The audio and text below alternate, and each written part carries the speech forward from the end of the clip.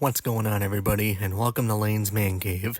In today's video, I will be giving out my NBA Western Conference predictions. Let's go. Be sure to watch my Eastern Conference predictions if you haven't already.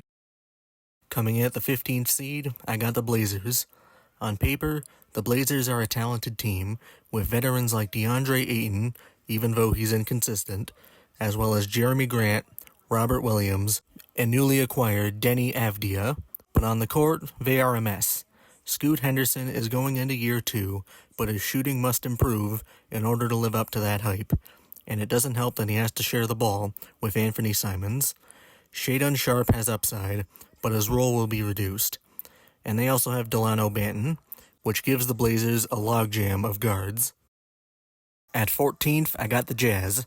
The Jazz are one of the youngest teams in the league, with Keontae George potentially breaking out, Walker Kessler being one of the best shot blockers in the league, and rookies Cody Williams and Isaiah Collier, and of course, Lauri Markkanen.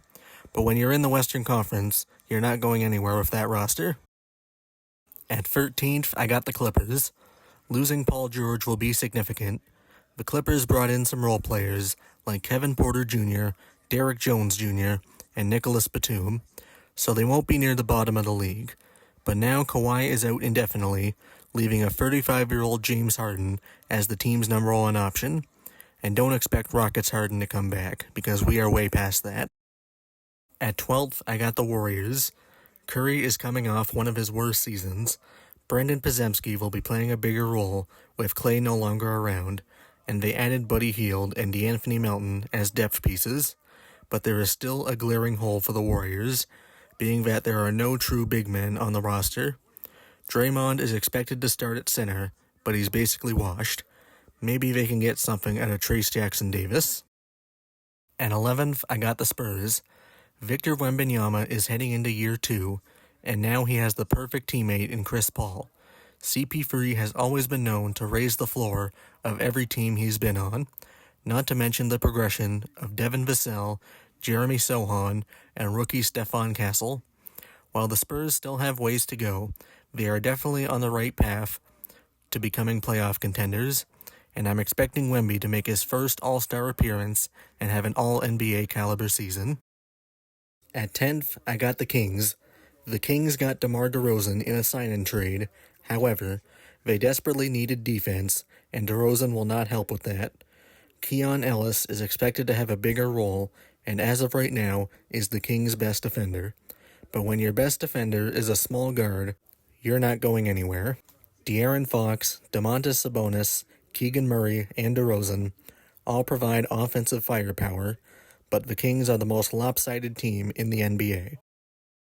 At 9th, I got the Rockets. The Rockets have one of the best young cores in the NBA. Jalen Green was one of the hottest players to finish last season, and Alperen Sengun could make his first All-Star appearance.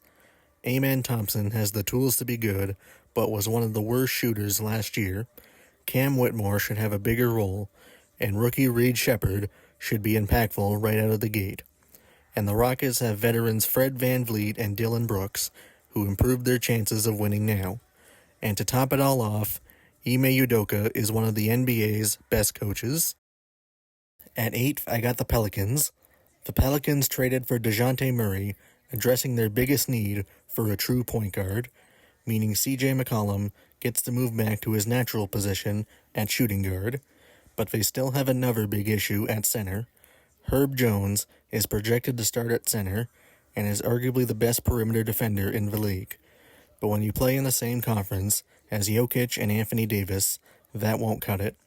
Obviously, Zion's health will decide the Pelicans season, but he was healthy last year and has not reached his ceiling. At 7th, I got the Suns. The Suns' biggest problem last year is that they did not have a true point guard on their roster, but they brought in Tyus Jones and Monte Morris. KD and Devin Booker are one of the NBA's best duos. Bradley Beal has not worked out the way the Suns were hoping, but now that they have Jones, he shouldn't have the ball in his hands nearly as much. And the Suns' bench is not bad. They have Grayson Allen, they just signed Royce O'Neal, and maybe Mike Budenholzer can get something out of Bol Bol. At 6th, I got the Nuggets. The Nuggets lost their best role player in KCP this offseason. They signed Russell Westbrook, but this year he'll probably be the new Celtic Shaq. Obviously, Jokic is the best player in the world, and they still have most of their starting lineup from their championship roster, but the fact that the Nuggets do not have a good bench is what will separate them from the top 5. At 5th, I got the Lakers. Darvin Ham is finally gone, but even when he was there, the Lakers made a conference finals appearance. JJ Redick is taking over at head coach, even though he has never coached basketball at any level, but as a Lakers fan, he can't be worse than Ham. The Lakers will always be in the conversation as long as LeBron and AD are around. Austin Reeves is a great third option, and Rui Hachimura has been good as well. And Redick should finally unlock Max Christie, who has shown flashes but was misused.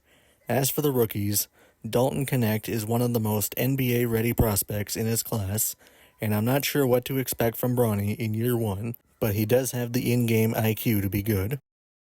At 4th, I got the Grizzlies. The last time the Grizzlies were healthy, they were the 2nd seed. Coming off of last year, Ja Morant only played 9 games, and then most of the roster, including Jaren Jackson Jr., Marcus Smart, Desmond Bane, and G.G. Jackson, all missed a good chunk of the year. When healthy, Ja Morant is an all-NBA caliber player. Jaren Jackson Jr. is a DPOY caliber player. Desmond Ridder is one of the best shooters. Marcus Smart is one of the best defensive guards and provides great veteran leadership. And they just drafted Zach Edey, who might be the most NBA-ready prospect in this year's class. He will be a good lob threat for Ja and a good overall presence in the paint. At 3rd, I got the Mavs. The Mavs are coming off a finals appearance and had a great offseason, bringing in Klay Thompson, who improves the spacing, as well as Spencer Dinwiddie, Quentin Grimes, and Najee Marshall. Luka will be back in MVP conversations and could very well win the award, and I'm expecting a big sophomore year out of Derek Lively, who had a great finals run and could break out into one of the NBA's best defenders. At 2nd, I got the Wolves. Just a few weeks ago, the Wolves traded Karl Anthony Towns and got Julius Randle and Dante DiVincenzo, but I believe they won the trade. Randle is just a slight downgrade over Cat, and DiVincenzo gives the Wolves some much-needed shooting and a boost on their bench. Anthony Edwards was great in the playoffs, and I believe this year he will make the leap from All-NBA to MVP caliber. And of course, the Wolves' defense will be great with Rudy Gobert, Jaden McDaniels, and Naz Reid. And finally, for the 1st seed, I got the Thunder. The Thunder were already the 1st seed last year, but now they traded Josh Giddey for Alex Caruso, giving a major boost to their defense, and signed Isaiah Hartenstein. Shai Gilgeous-Alexander is a clear-cut top 5 player in the league, and Jalen Williams and Chet Holmgren could both become All-Stars this year. The Thunder could have the best defense in the NBA, as everyone in their starting lineup is a plus defender, and I would not be surprised if this team won 70 games. That's all for today. Be sure to like, subscribe, and hit the bell for notifications.